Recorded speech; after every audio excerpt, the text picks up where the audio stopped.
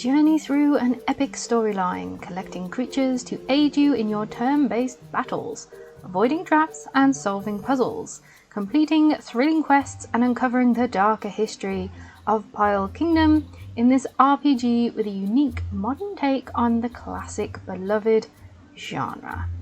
Hello everybody, I am the Little Gamer and this is a day in the life of Portal Fantasy. Now I have a disclaimer that this was gifted to me.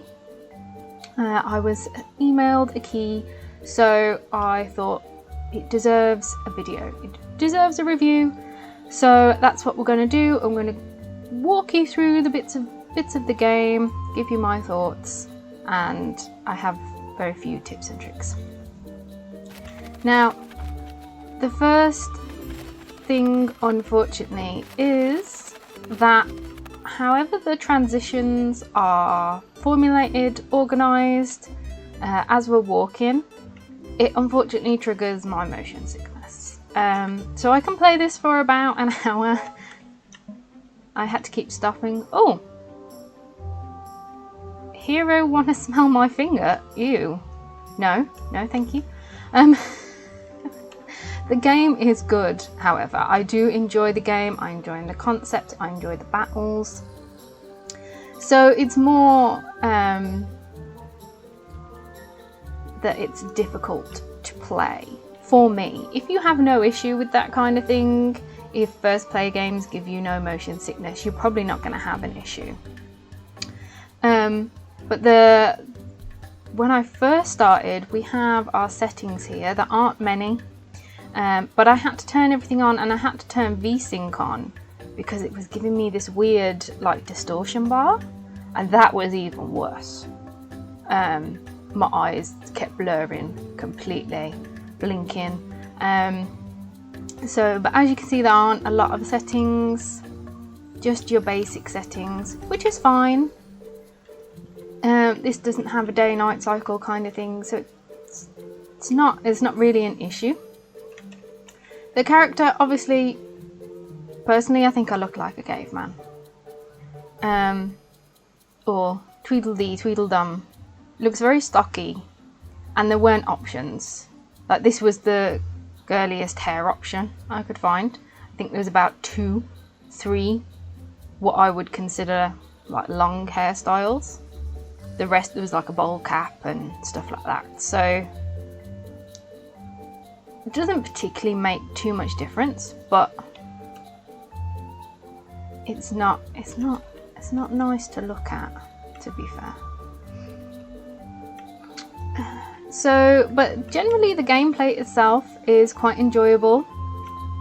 So we've come to an academy where it's essentially a creature collecting,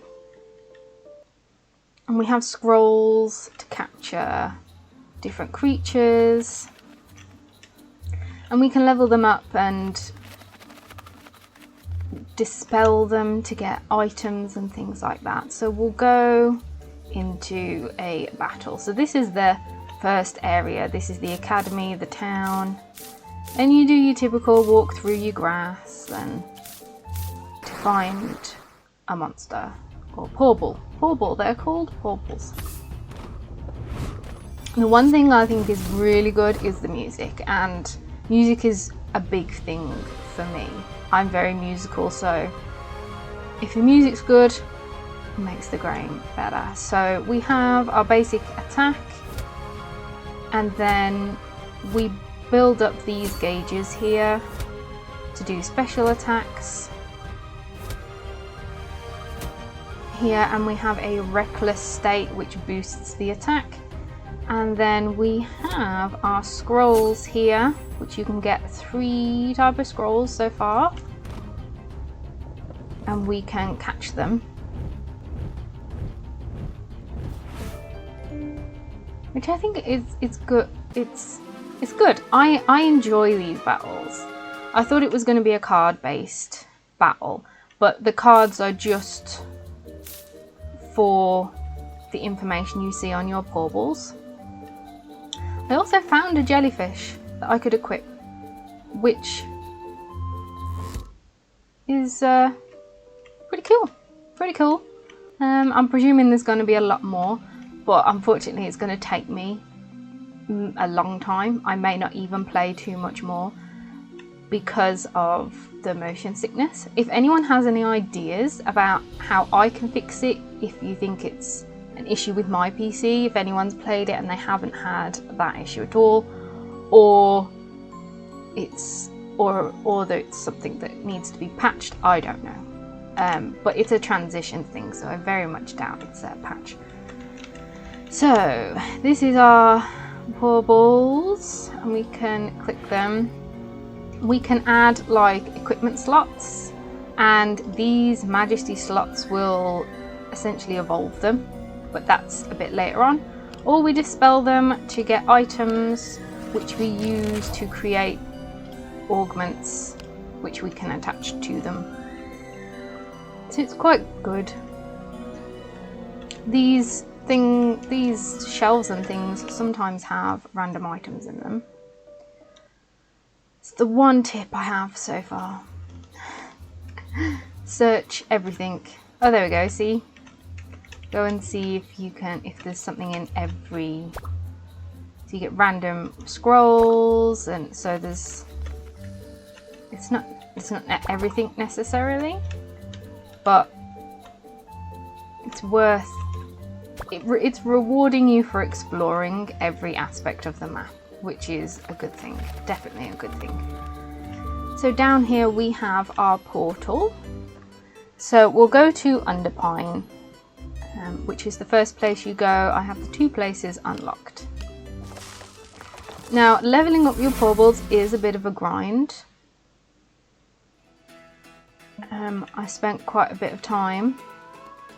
Investigate.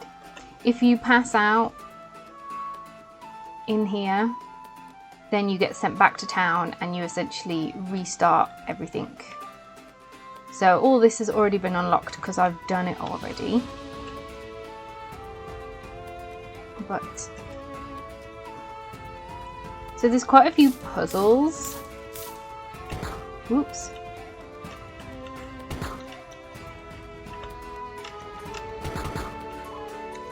But this doesn't harm me, it harms the Porbals, which is quite interesting. And then we have our battles here, which are actually bandits in this game, which I think is a much better concept. Now, she doesn't trigger upon... We have to talk to her to battle her, and I lost. But in the desert, they do trigger. If it's the normal bandits, she's a special bandit apparently.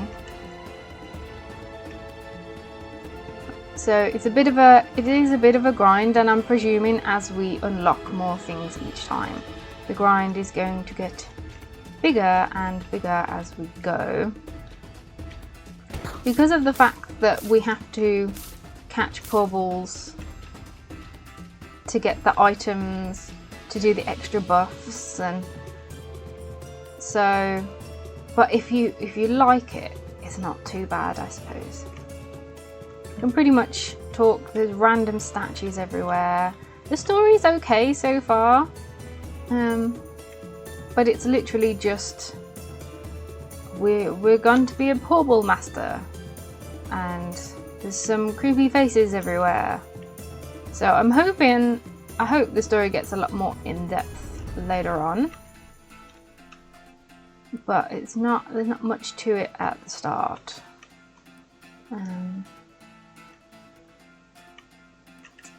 Yeah, so let's go through our backpack. So this is our toolbar. This is how we equip the jellyfish, but it doesn't look like I can unequip the jellyfish. This is a skill perk that I started with, so I'm wondering if we can unlock more skill perks. There's bombs, there's scrolls, there's potions. This is all our ingredients. This is like an infinite backpack scenario. We don't have a house, we don't have a bed, we just pass out and return to town kind of thing. So there's no probably intricacy there's no decorating, of any kind so far that I can see. So if you enjoy the dual aspect of like in things like Stardew Valley and things, you've got all the decorating as well as, although there's not as much combat, it's not necessarily going to enjoy it. I'm presuming this is spells of some kind. These are quest items. Oh, here's my jellyfish. I can unquit that way. There you go. We have our quest book. Here we have our Porbals information, and these are all the things we can sort of buy. There doesn't seem to be like an ingredient book, like an Apedia for the items, which would be nice. I would like that anyway. We get the drops and things like that, so that I could search by item rather than this way. But these are all the recipes we've unlocked so far. There's quite a few different ways to get recipes. And then of course we have our Porbles, which we can filter by everything. We can,